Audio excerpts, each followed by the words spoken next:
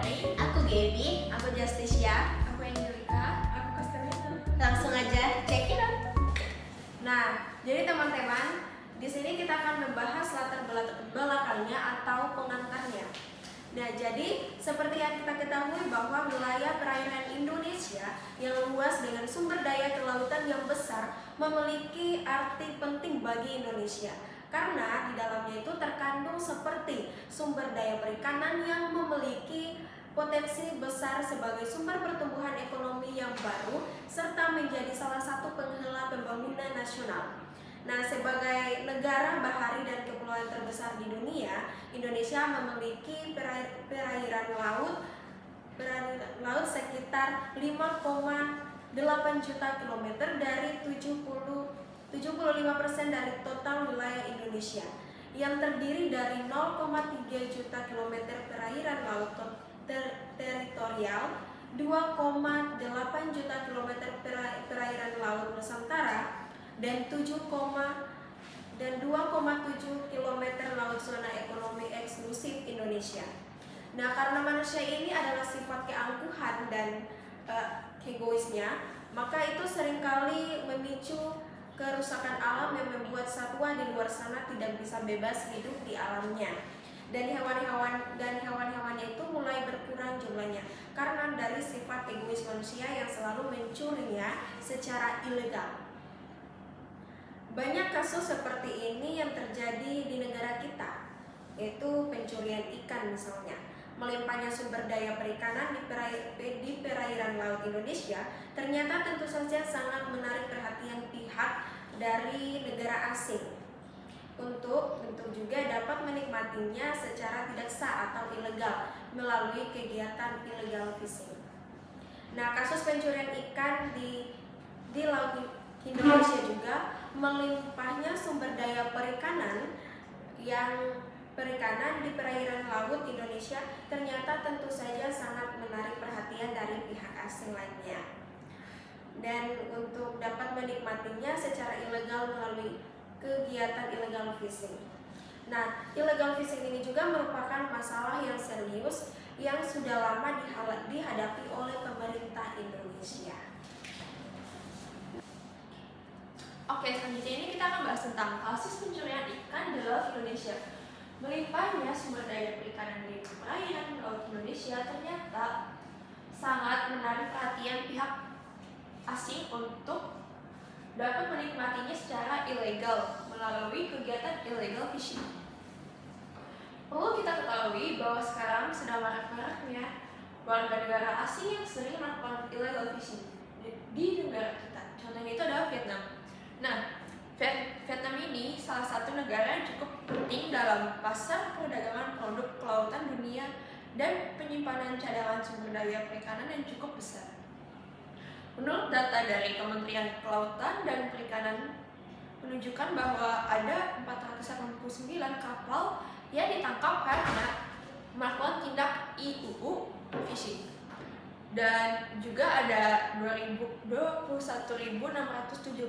kapal yang diperiksa karena diduga kuat melakukan tindak IUU fishing. Nah, maraknya IUU fishing di Indonesia dipengaruhi oleh beberapa faktor, baik itu faktor internal dan eksternal. Nah, faktor internal itu adalah penegakan hukum dan regulasi perikanan yang masih lemah. Hal ini disebabkan oleh belum menandainya hukum dan regulasi perikanan di Indonesia, serta jumlah staf penegakan hukum yang capable tidak sebanding dengan luas wilayah laut Indonesia, sehingga berakibat lemahnya koordinasi penegakan hukum terkait IUU fishing di Indonesia. Dan untuk faktor eksternalnya adalah dinamika perikanan global, seperti tingkat konsumsi ikan global yang terus naik serta fishing ground di negara lain yang semakin menipis, yang mana hal itu sangat memaksa operator penangkapan ikan untuk beroperasi secara ilegal dengan mencari ikan di Indonesia tanpa mematuhi aturan yang diberlakukan. Nah, karena Indonesia ini memiliki banyak wilayah perairan terbesar di dunia dengan kekayaan laut yang berlimpah, ini tentu sangat menjadi sasaran empuk bagi negara-negara kapal asing yang akan melakukan pencurian ikan secara ilegal. Illegal fishing tersebut dilakukan dilakukan oleh nelayan-nelayan asing dari negara-negara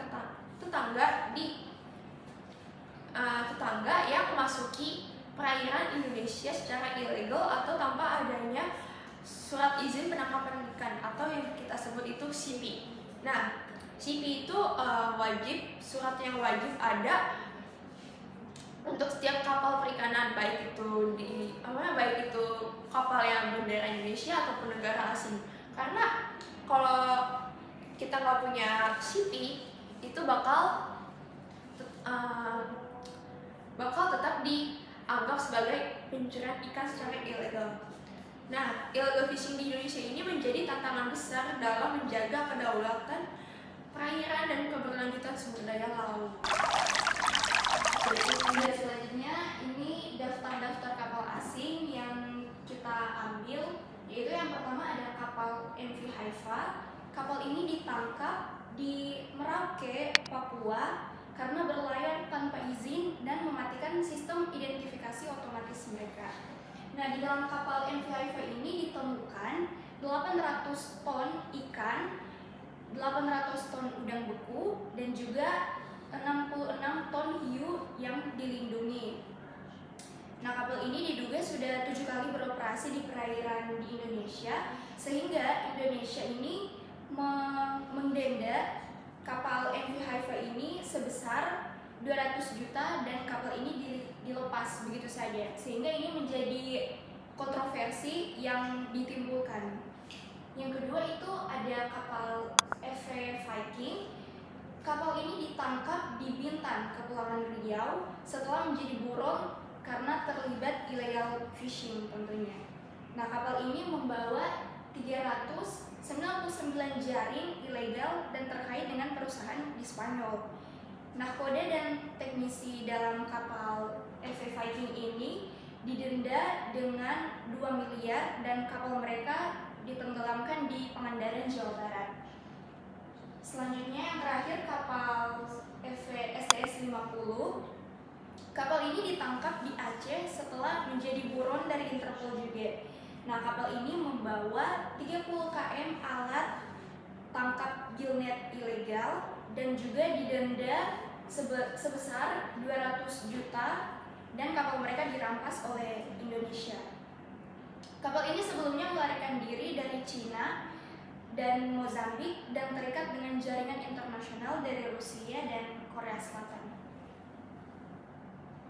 Nah, berikut penyebab mengapa Indonesia sering kecolongan ikan-ikannya oleh negara dari luar. Yang pertama itu letak geografis. Indonesia memiliki zona ekonomi eksklusif atau ZEE yang sangat luas dan perairan yang sangat kaya dengan ikan-ikan tentunya. Nah, ini membuat kapal-kapal asing itu merasa tertarik dengan kepulauan kita sehingga mereka berpikir, oh ambil aja deh ikan-ikan di Indonesia, atau juga mereka mungkin bakal ngasih ganjaran yang gak terlalu besar gitu menurut mereka. Nah, dari negara-negara ini, terutama negara-negara yang dekat dengan Indonesia seperti Cina, Vietnam, Thailand, dan Filipina ini sering melakukan penangkapan ilegal di perairan Indonesia.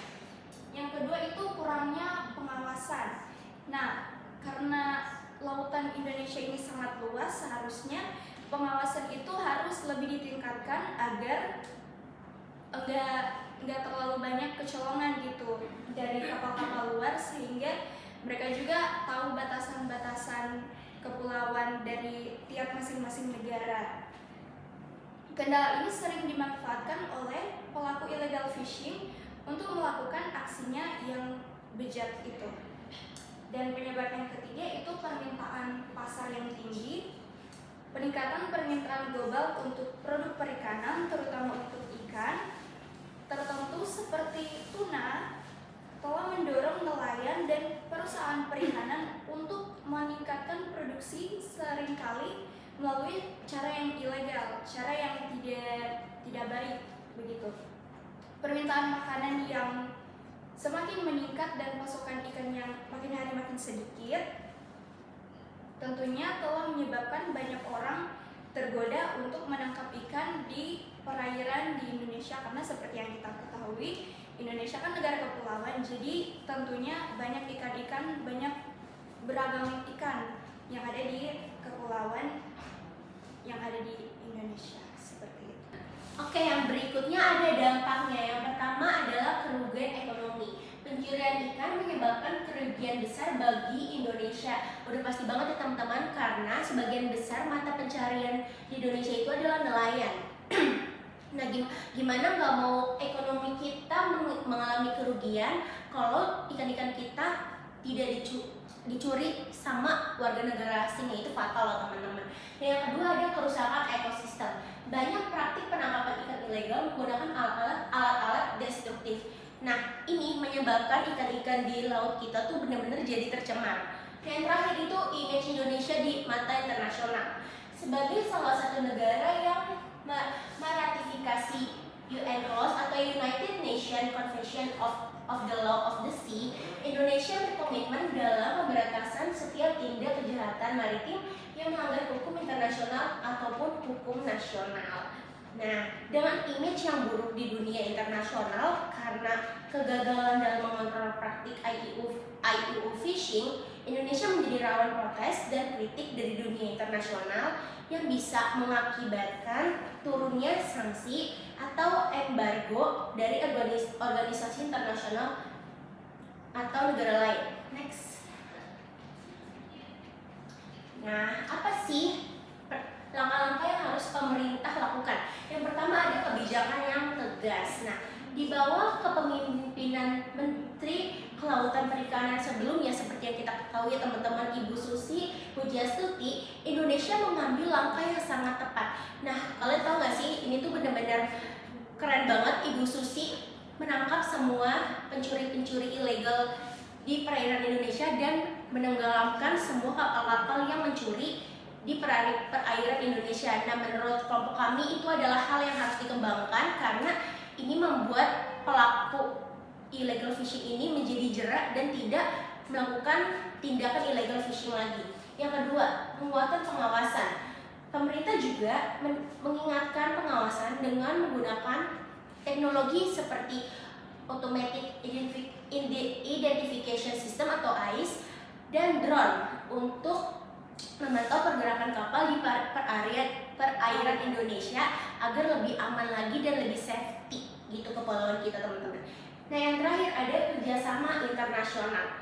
Indonesia juga menjalin kerjasama dengan negara-negara lain atau negara-negara tetangga dan organisasi internasional untuk menanggulangi illegal fishing ini, termasuk patroli bersama dan berbagai informasi intelijen. Nah, yang berikut itu adalah tantangan ke depannya. Yang tadi kan kita telah membahas langkah pemerintahan. Namun, ada tantangan ke depannya, yaitu yang pertama, kurangnya armada patroli, dan juga yang kedua, tekanan diplomatik. Seperti apa sih kurangnya armada patroli itu? Walaupun negara Indonesia telah memiliki wilayah yang sangat luas, namun jumlah armada patroli ini di Indonesia masih terbatas. Itu yang menjadi tantangan ke depannya juga. Dan juga tekanan diplomatik. Nah, tekanan diplomatik ini walaupun tindakan tegas terhadap kapal-kapal asing, namun ini terkadang itu menimbulkan ketegangan diplomatik dengan negara-negara asal kapal tersebut. Nah, yang berikut adalah mengatasi illegal fishing atau penangkapan ikan secara ilegal. Nah, yang pertama di sini itu adalah penguatan penegakan hukum dan juga peningkatan patroli laut, hukuman berat dan menimbulkan efek jera atau efek gentar terhadap pelaku tindakan pidana illegal fishing, dan juga pelaksanaan kebijakan kriminal berupa kebijaksanaan, pencegahan dan penanggulangan kejahatan kebijakan. Nah, yang pertama kita akan bahas yaitu peningkatan patroli laut. Pemerintah harus terus meningkatkan patroli di wilayah zona ekonomi di wilayah zona ekonomi eksklusif. Nah, penambahan kapal patroli dan alat pemantau otomatis dapat meningkatkan pengawasan memperkuat Badan Keamanan Laut Bakamla dan TNI Angkatan Laut agar memiliki sumber daya yang memadai untuk menjaga wilayah perairan. Nah, yang kedua adalah hukum berat.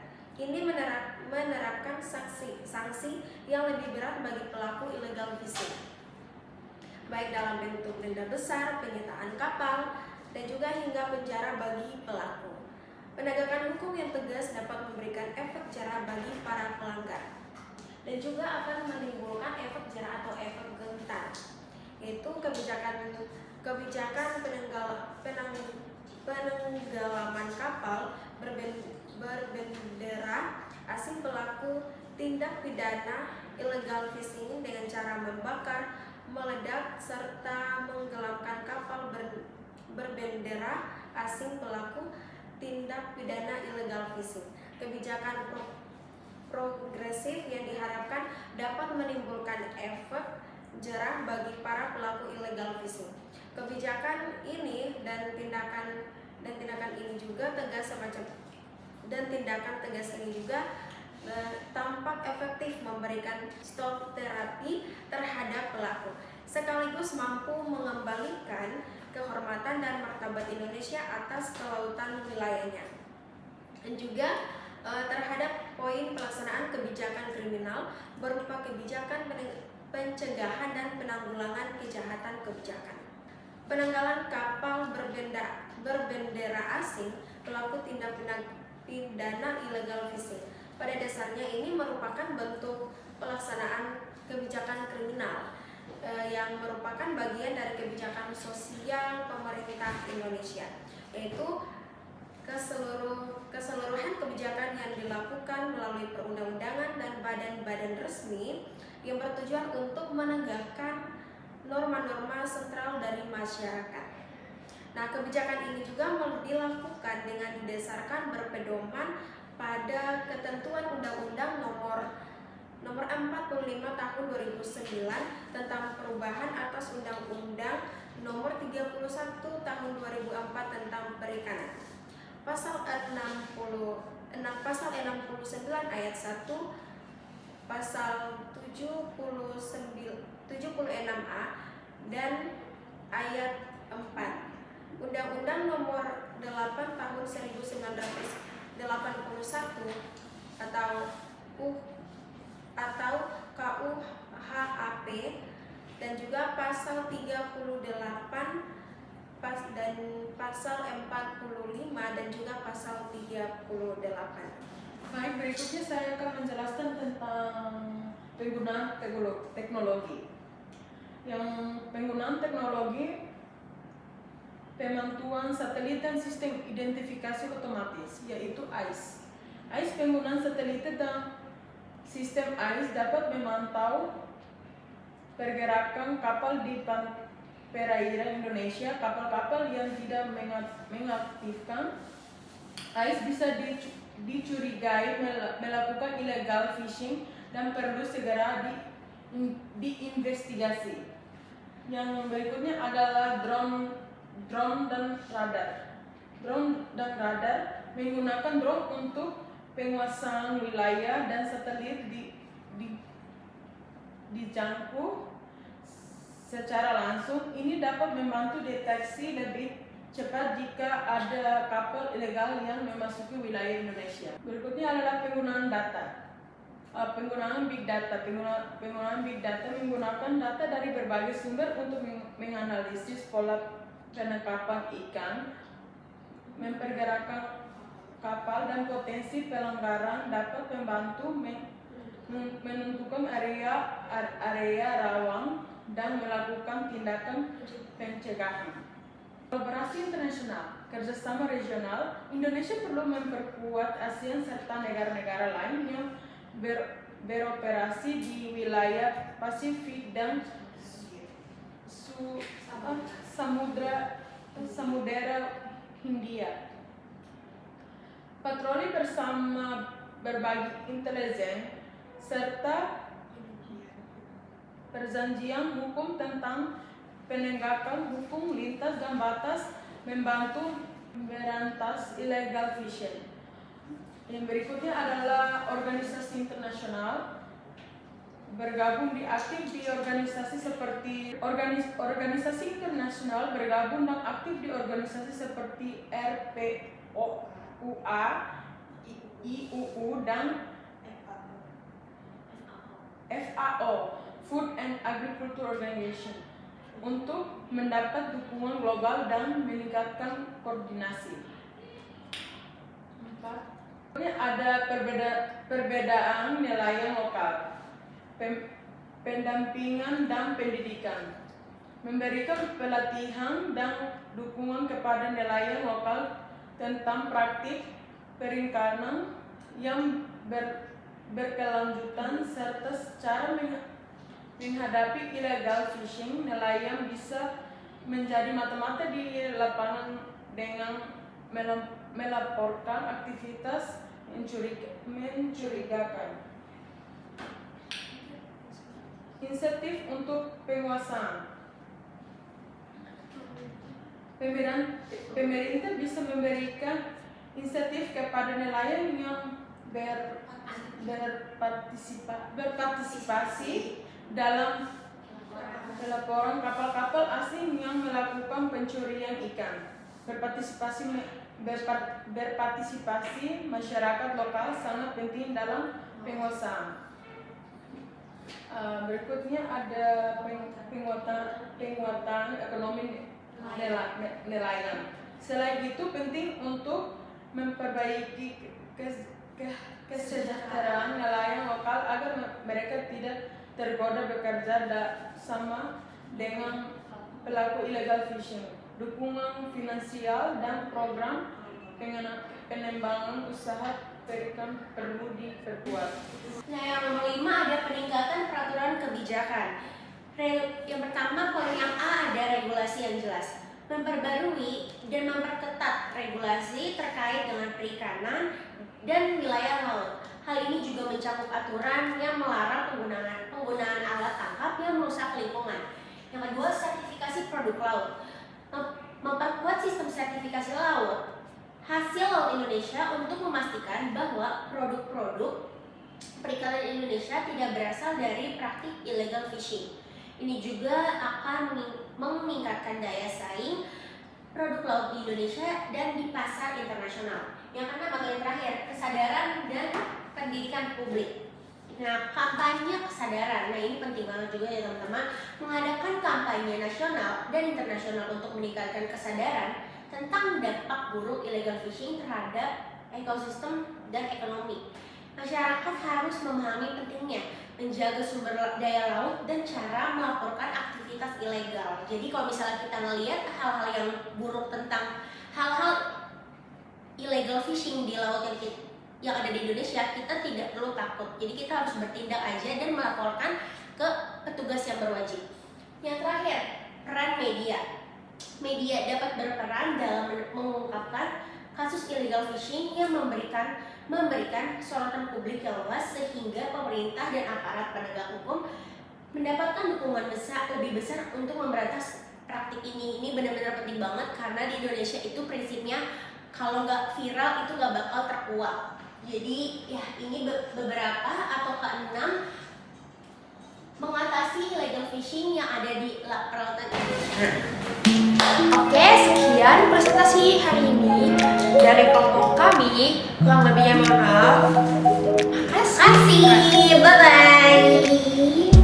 Melakukan kegiatan penangkapan ikan secara ilegal di Laut Natuna Utara, Kepulauan Riau.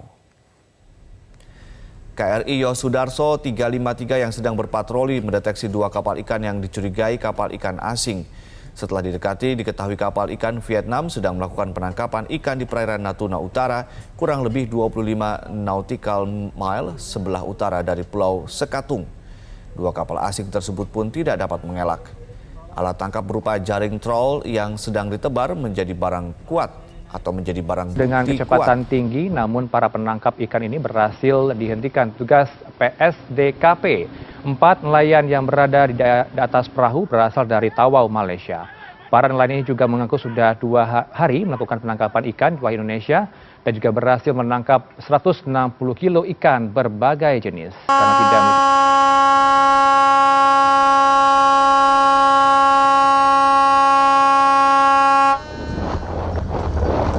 Saya minta semua dipantau. Setiap kita dapat berita penangkapan kapal, itu penetapan penenggelamannya 1 minggu kemudian.